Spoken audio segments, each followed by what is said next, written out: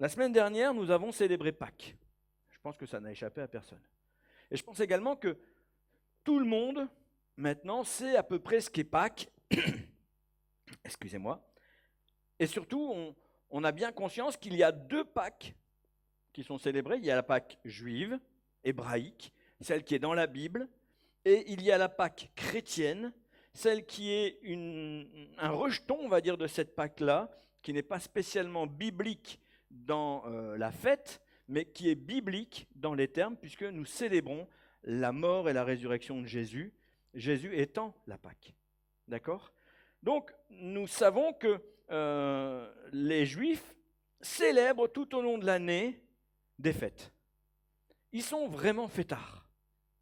Les Hébreux aiment la fête, et il y en a en moyenne, ils célèbrent 9 à 12 fêtes chaque année.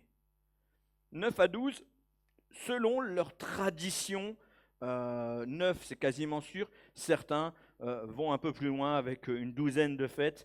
Mais la Torah prévoit finalement, quand je dis la Torah, je parle de la loi hébraïque, la loi prévoit 7 fêtes. 7 fêtes qu'on appelle les fêtes de l'Éternel. Aussi, après Pâques, eh bien, qu'on a déjà expliqué en long, en large et en travers, j'en suis où? On est ici. On va voir les 6 autres fêtes de l'Éternel. Elles sont données et instituées par Dieu. Quel est leur intérêt biblique? Quel est leur intérêt hébraïque? Et surtout, quel message elles nous transmettent aujourd'hui pour l'Église? Les fêtes de l'Éternel ne sont pas les fêtes qu'on trouve dans toute la Bible. Les fêtes de l'Éternel sont bien particulières. On les appelle les fêtes de l'Éternel parce que c'est pour lui qu'elles ont été instituées. On ne les trouve pas dans toute la Bible, on les trouve, alors dans l'accomplissement oui, mais on trouve la volonté de Dieu de voir ces fêtes s'accomplir dans le livre du Lévitique au chapitre 23. Vous allez voir toutes les fêtes. On pourrait imaginer que certaines fêtes, comme Purim, comme Hanouka, sont des fêtes de l'Éternel. Elles ne sont pas des fêtes de l'Éternel, ce sont des fêtes qui ont été instituées par les hommes pour glorifier Dieu, mais qui n'ont pas été demandées par Dieu. Les fêtes de l'Éternel, elles sont issues directement de l'Exode, quand Israël a quitté l'Égypte. Et donc, puisque la semaine dernière nous étions à Pâques, nous voulons ce matin regarder la fête qui succède juste à Pâques, le lendemain de Pâques. Vous savez laquelle c'est? Bon, si on demande, vous direz que vous savez. C'est la fête des pains sans levain. La fête des pains sans levain qui est directement liée à Pâques et qui va être célébrée durant 7 jours. 7 jours complets, et on peut se dire, mais d'où vient-elle? Alors je vous l'ai dit, dans Lévitique 23 vous la trouvez, mais ce que j'ai pris c'est le texte de Deutéronome 16 au verset 3 qui nous dit ce que l'Éternel demande à son peuple. Pendant la fête, tu ne mangeras pas du pain levé, mais tu mangeras 7 jours des pains sans levain, du pain d'affliction, car c'est avec précipitation que tu es sorti d'Égypte, et il en sera ainsi afin que tu te souviennes toute ta vie du jour où tu es sorti du pays d'Égypte. Alors je vous l'ai dit, on confond souvent la fête de Pâques avec justement cette fête des pains sans levain, parce qu'on associe Pâques à la sortie d'Égypte. Or, Pâques, ce n'est pas la sortie d'Égypte. Pâques, c'est l'immolation de l'agneau. Pâques, c'est l'agneau. Notre Pâques, c'est Christ. Amen. Notre Pâques, c'est Christ. Ce que les Hébreux fêtent, c'est ce soir-là, c'est Pessa, ce soir-là où la mort est passée et où elle n'a pas frappé le peuple de Dieu. Ça, c'est Pâques. La fête des pains sans levain, c'est ça la sortie d'Égypte. C'est ça que les Hébreux célèbrent et ça symbolise cet exode, ça symbolise cet affranchissement. Avant de voir la signification spirituelle pour nous, nous devons réaliser ce que signifiait sortir d'Égypte. Parce que sortir d'Égypte, ça nous impacte encore aujourd'hui. Personnellement, je ne suis jamais allé en Égypte, donc je n'ai jamais eu à sortir d'Égypte. Mais je suis sorti d'Égypte. Et je vais vous dire pourquoi. La sortie d'Égypte, c'est la fin de l'esclavage. Mais pas seulement. En sortant d'Égypte, le peuple s'affranchit non seulement du joug de Pharaon, qui était terrible, qui était lourd, qui était pesant, mais il va aussi devoir s'affranchir de la vaine manière de vivre des Égyptiens. Parce qu'en 400 ans de vie sur le territoire, vous pensez bien qu'ils vivaient comme eux. Ils étaient totalement imprégnés de la culture juive égyptienne. Ils étaient totalement transformés par cette culture. Ils vont devoir donc s'affranchir de cette manière de vivre, mais ils vont aussi devoir s'affranchir de la protection qu'offre l'Égypte. Et enfin, ils vont devoir s'affranchir de leurs coutumes. À l'époque, Pharaon règne en maître cosmique. Est-ce que vous imaginez ce que ça veut dire? Ça veut dire que pour les Égyptiens, Pharaon a tout pouvoir. Il a pouvoir de vie et de mort sur les vivants, mais il a aussi pouvoir et autorité sur le ciel comme sur la terre. C'est ça, Pharaon qui règne et qui est garant de l'ordre cosmique. À son service, il a une administration qui est composée d'hommes redoutables qui gèrent les hommes et les biens. On le voit dès l'histoire de Joseph. Joseph est nommé Premier ministre et il a tout pouvoir. Vous vous souvenez de l'histoire de Joseph, C'est juste pour voir si vous étiez encore avec moi. L'Égypte, à l'époque, domine le bassin méditerranéen, donc de l'Égypte, tout de suite après c'est Canaan, de Canaan jusqu'à la Syrie. Elle domine. Le pouvoir de l'Égypte, le pouvoir militaire, est extraordinaire. Les Hébreux vivent dans une superpuissance militaire. C'est les États-Unis et la Russie d'aujourd'hui. Imaginez ce que ça peut représenter. En revanche, la vie sociale est très normée. Ça va de Pharaon jusqu'à la caste des inférieurs, les intouchables, les esclaves. On est vraiment dans le modèle indien d'aujourd'hui. Les castes. Il y a des paliers comme ça qui sont infranchissables les uns vis-à-vis des autres. Et bien évidemment, les Hébreux sont tout en bas de cette échelle sociale. Ils sont tout en bas parce que les Égyptiens ont peur d'eux. Ils se reproduisent très vite et les Égyptiens ont peur qu'ils soient plus puissants et donc ils les maintiennent en esclavage. Ils vivent dans une société qui est obsédée par l'ordre.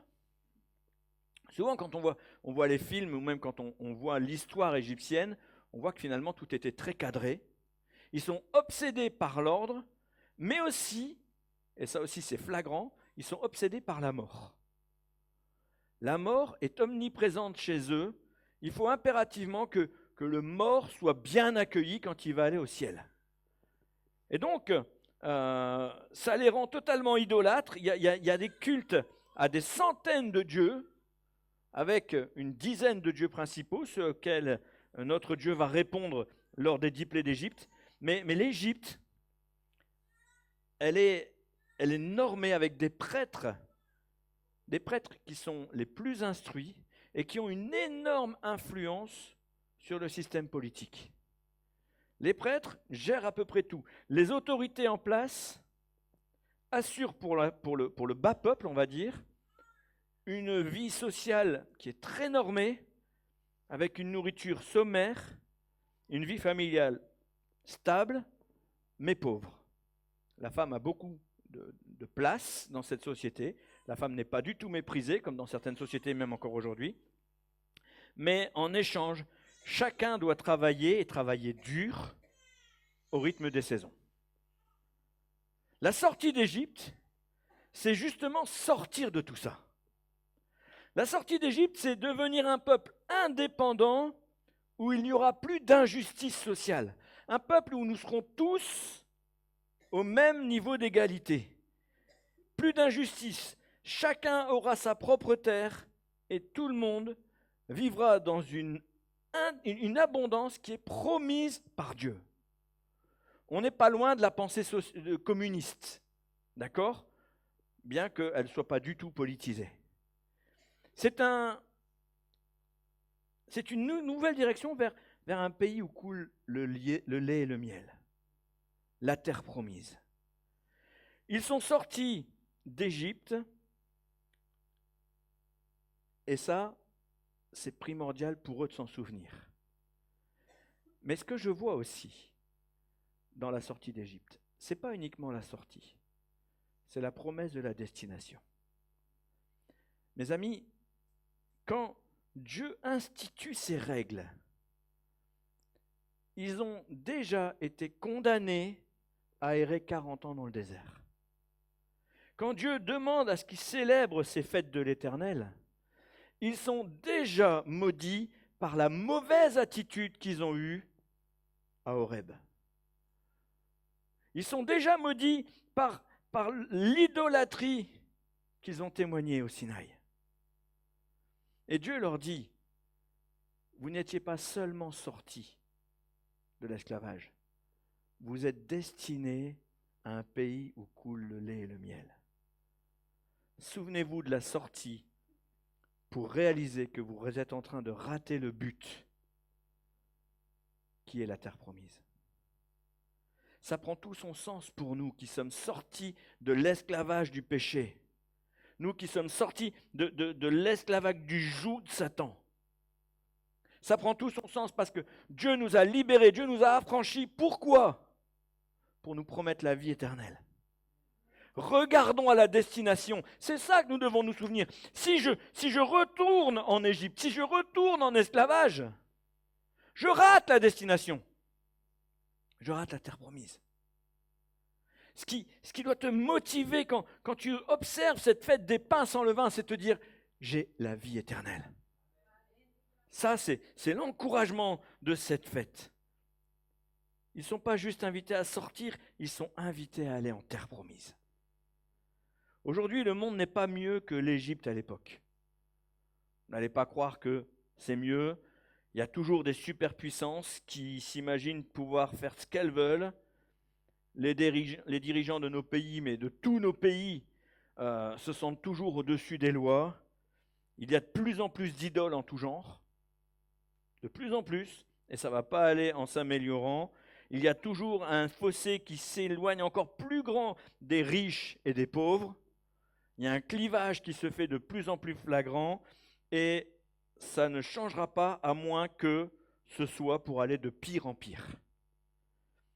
N'imaginons pas un instant qu'un jour ça puisse aller mieux. En tout cas, pas ici-bas. Je ne suis pas un prophète de malheur, c'est juste un constat. Il ne faut pas sortir de la cuisse de Jupiter pour comprendre que le monde va de pire en pire. Mais si dans la Bible, c'est important de fêter cette sortie, ce n'est pas juste pour l'histoire d'Israël. Bien sûr, ça nous édifie, ça nous interpelle, mais Dieu veut surtout nous passer des messages à nous qui sommes l'Église de 2026, l'Église du XXIe siècle. On pourrait penser que le levain est associé au péché. Ah bah oui, il ne faut pas pécher parce que le péché des Égyptiens a impacté les Hébreux et ils devaient s'en affranchir. En fait, le levain ne représente pas le péché en lui-même. Souvenez-vous que le péché a été justifié la veille de la fête des pains sans levain. Il a été justifié par l'agneau pascal. Pour nous, le péché a été justifié par le sang de Jésus qui a coulé. En fait, le levain,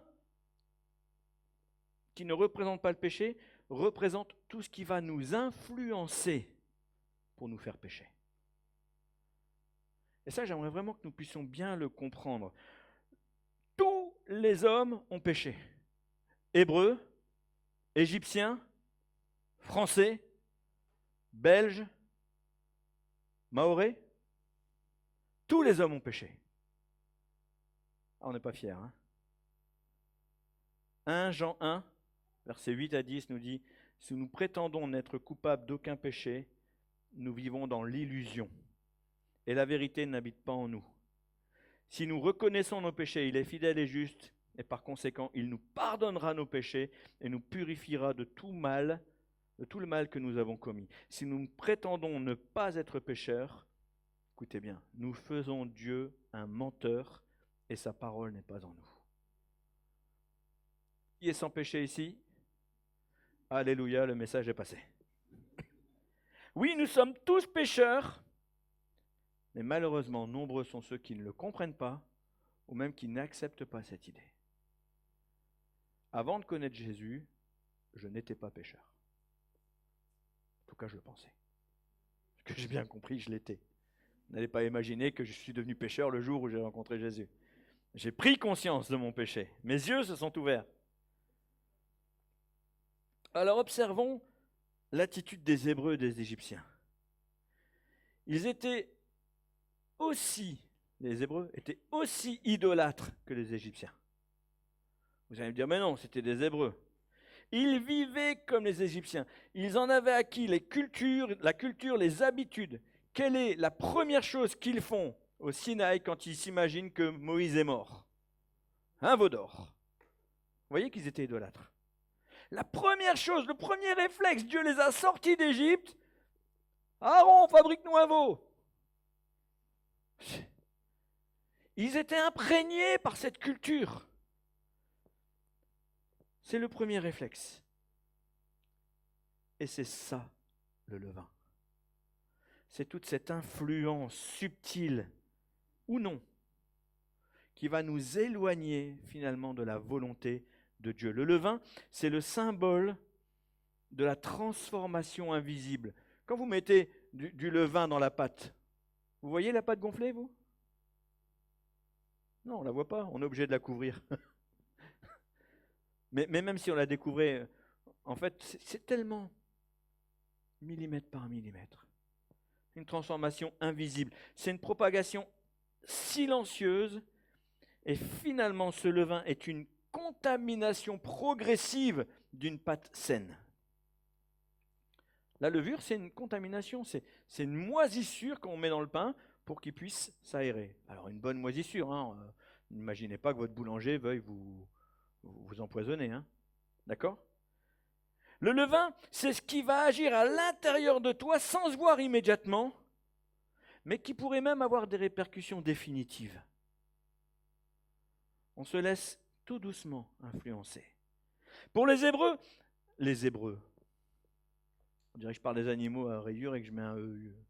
Pour les Hébreux, le levain, c'est tout ce qui rappelle l'ancien monde.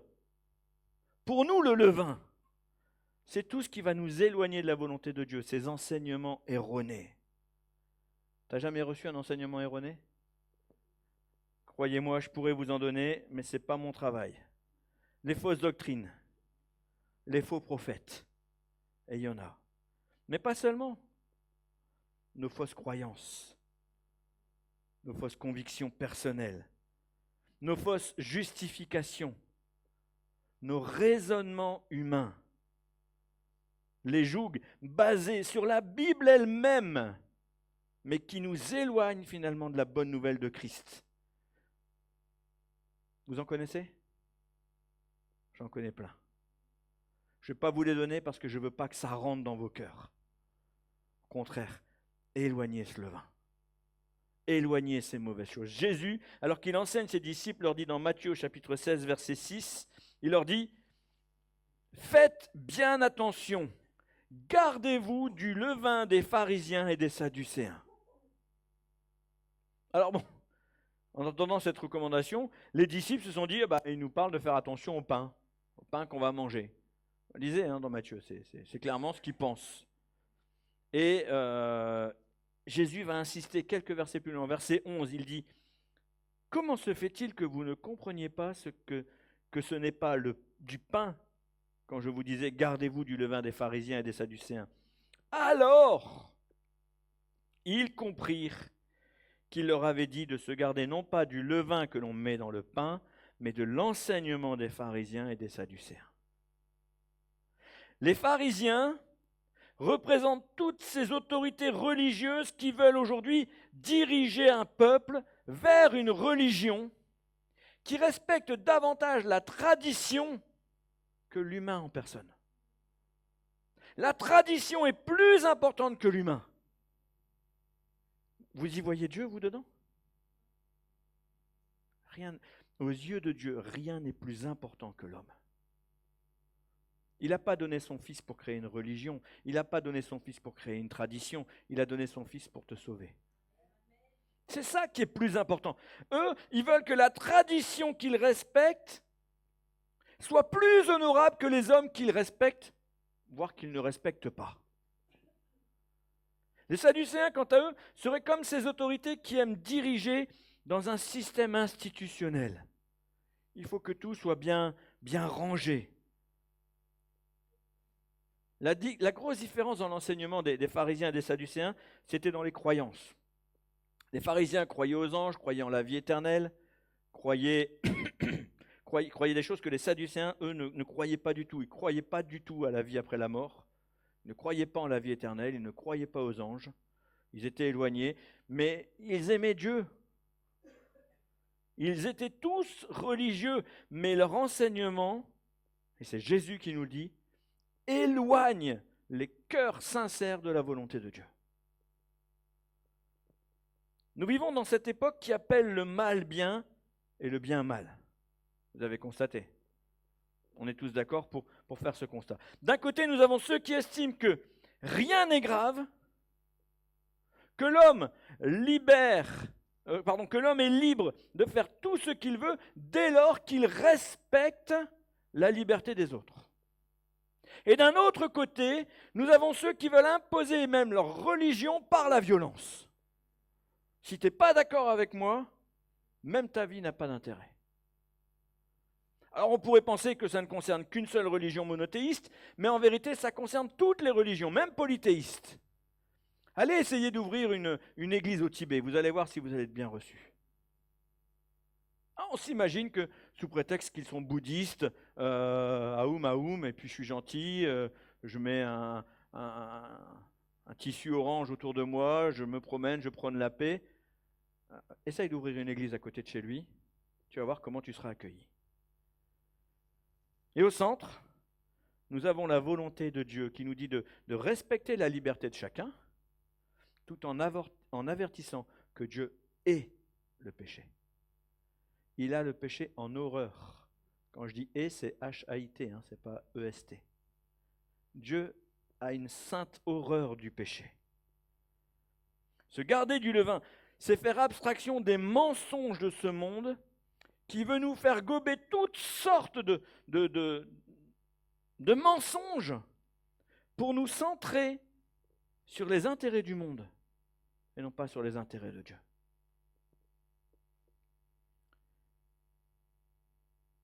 Qu'est-ce qui est juste selon Dieu? C'est ça que nous devons chercher. Qu'est-ce que Dieu aime vraiment? Est-ce que Dieu me demande de faire un chemin de croix sur des cailloux à genoux en me repentant? Est-ce que Dieu me demande de casser les pieds de mon voisin jusqu'à ce qu'il accepte, non pas d'accepter Jésus, mais de venir à l'église? On s'imagine que les gens vont se convertir parce qu'ils vont venir à l'église. Ce n'est pas venir dans une église qui convertit. Ce qui convertit, c'est la conviction que le Saint-Esprit va mettre dans nos cœurs. L'un sème, l'autre arrose, c'est Dieu qui fait croître. Faire venir les gens dans une église, c'est une très bonne chose parce que le message de l'évangile est prêché. Mais 10 lépreux sont arrivés devant Jésus, il a guéri les 10, un seul était reconnaissant.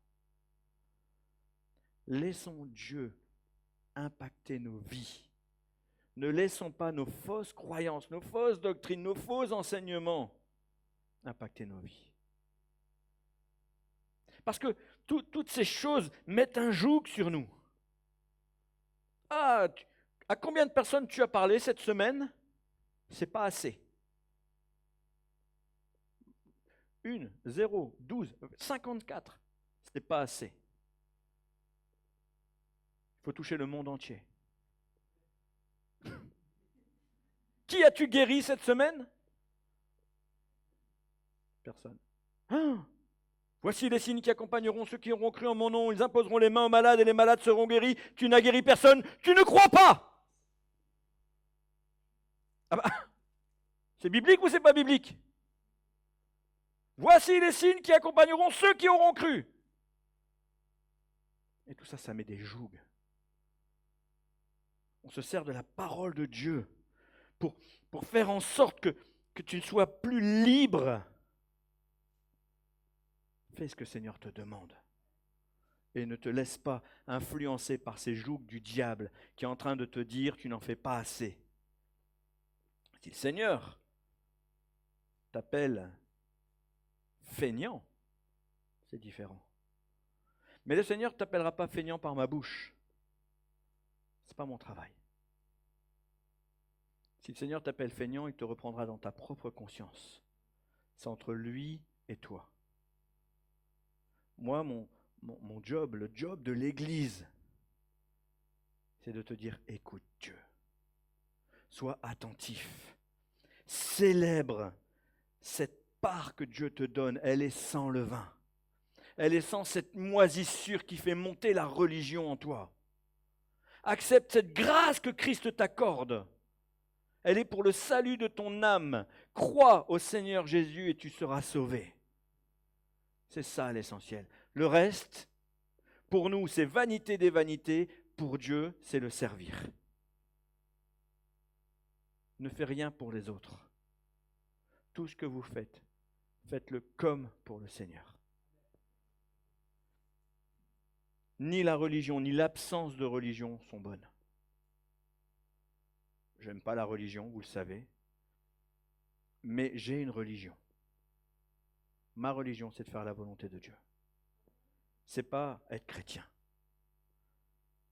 Nous devons avoir des repères de la volonté de Dieu qui est juste, bonne et parfaite.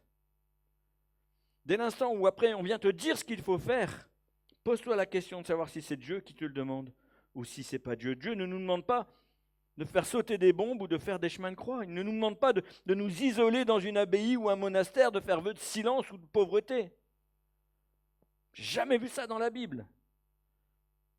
Dieu aime quand, alors que je pêche, je me repens. Ça, Dieu aime. Puisque je pêche comme tout le monde. Le reste, Dieu déteste quand nous manipulons les membres de nos églises, quand nous manipulons les voisins, quand nous manipulons les gens. Combien de fois, depuis que je suis chrétien, j'ai entendu des prédicateurs rappeler à l'église de ne pas prêcher un évangile à l'eau de rose. Donne ta vie à Jésus, elle sera toute belle, toute violette. C'est pas vrai. C'est pas biblique. On ne peut pas manipuler les gens. Ah, viens à l'église et tu verras, tout sera chouette. Ah, c'est pas vrai. Même dans l'église, il y a des problèmes. Amen. C'est pas de gaieté de cœur, mais c'est la vérité. Beaucoup manipulent les gens pour qu'ils fassent ce qu'ils veulent qu'ils fassent. Qu'est-ce que Dieu veut que tu fasses? C'est ça l'essentiel. Ce n'est pas ce que tu mets dans le panier des offrandes qui compte. Ce n'est pas même la qualité de ton enseignement qui compte. La Bible, à propos de ces choses, nous dit « vanité des vanités, tout n'est que vanité et poursuite du vent ». C'est écrit où?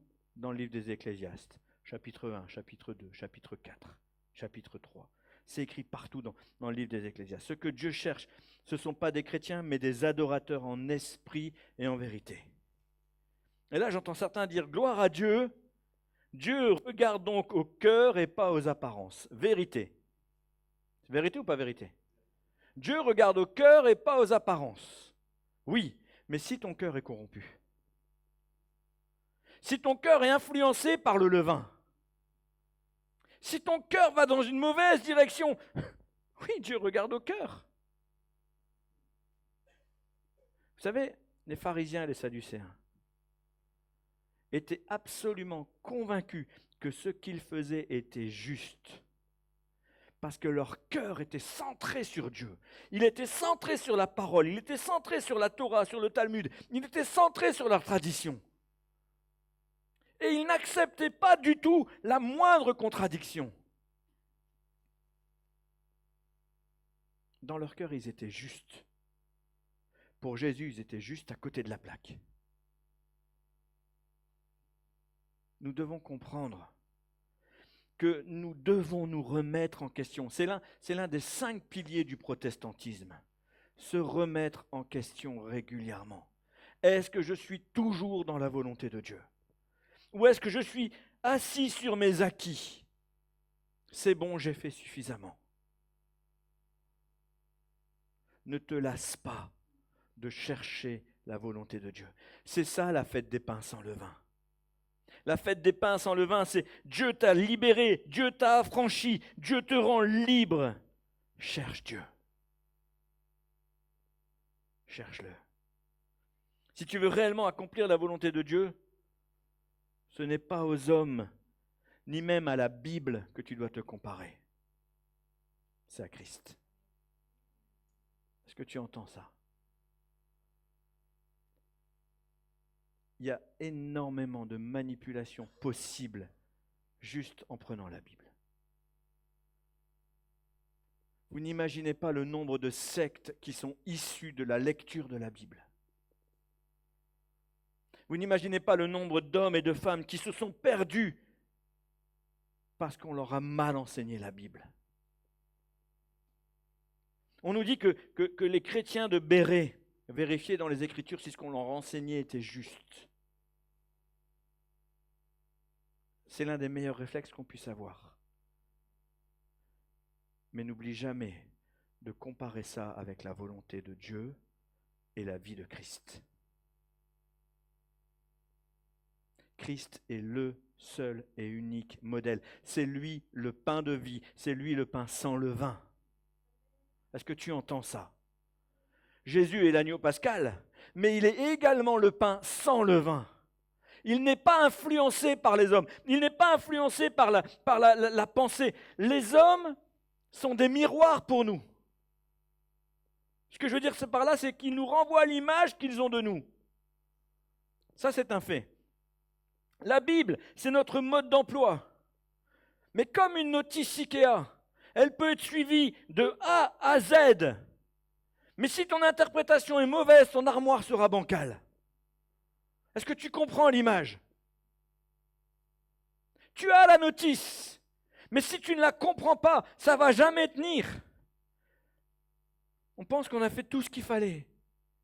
Ah, j'ai donné ma vie à Jésus, ah, j'allais à l'église tous les dimanches, ah, j'ai donné ma dîme, ah, j'ai servi dans l'évangélisation, ah, j'ai imposé les mains aux malades. Matthieu 7, versets 21 à 23.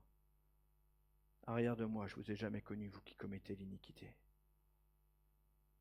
Et vous me direz, n'avons-nous pas pourtant chassé des démons, n'avons-nous pas fait beaucoup de miracles, n'avons-nous pas guéri les malades? Jésus ne les connaît pas. Vous vous rendez compte un peu? La Bible, c'est notre mode d'emploi, mais nous devons la regarder avec les yeux de Christ. Parce que Christ est le seul modèle qui soit digne de confiance. Observe son intelligence, observe son amour, observe sa pertinence, observe son autorité, observe sa force. Quelle force incroyable! Observe son obéissance. Il ne s'est pas laissé influencer par les logiques dominantes, ni même n'a été contaminé par la structure religieuse qui était corrompue finalement par la tradition. Il n'a pas été dépendant du levain, ni des pharisiens, ni des sadducéens. Jésus est le pain sans levain. Amen. La fête des pains sans levain, pour nous, c'est se centrer sur Christ, qui est le pain de vie sans tache, sans moisissure, sans impureté et sans orgueil. Parce que l'homme orgueilleux aime gonfler le torse. C'est exactement ce que notre Dieu attend de nous. Une vie qui ne se laisse pas influencer par les belles idées, par les belles paroles, par les belles pensées, mais une vie qui est dépendante de la vérité et uniquement la vérité. Je suis le chemin, la vérité et la vie. Tous les jours, nous pouvons être reconnaissants à Dieu pour Jésus et nous devrions demander au Saint-Esprit d'éloigner de nous tout ce qui serait comme du levain dans notre vie. Je vous encourage, les amis, à vous poser cette question, et c'est un livre que vous trouverez sans doute encore à la bibliothèque, c'est un livre merveilleux. Que ferait Jésus à ma place? Christian dit, je l'ai lu, moi aussi je l'ai lu. Toi aussi. Qu'est-ce que c'est dérangeant? Je vais vous dire que quand je lisais, je me disais, il y a même un moment où je l'ai fermé, j'ai dit, je ne peux pas dire ça. Je ne suis pas à la hauteur. Évidemment, tu n'es pas à la hauteur. Jésus ne te demande pas d'être à la hauteur.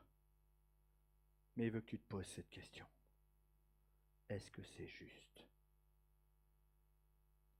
Chaque année, au lendemain de Pâques, les Hébreux fêtent la fête des pains sans levain. De ton côté, vis une vie sans levain.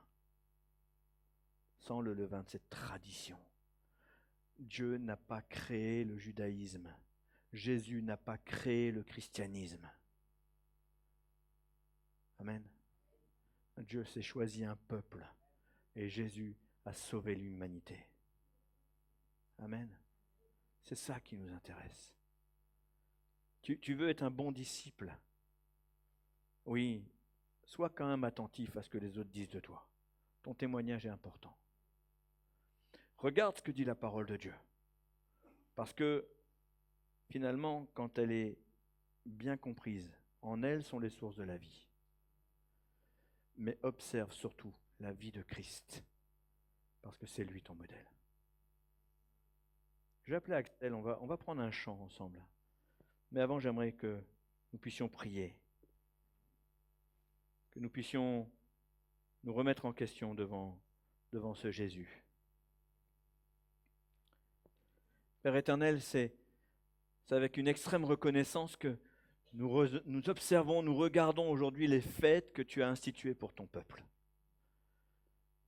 Seigneur, on est vraiment abasourdi par la puissance de ton nom, par l'autorité avec laquelle tu agis, par la grandeur de ton intelligence, mais surtout par l'immensité de ton amour.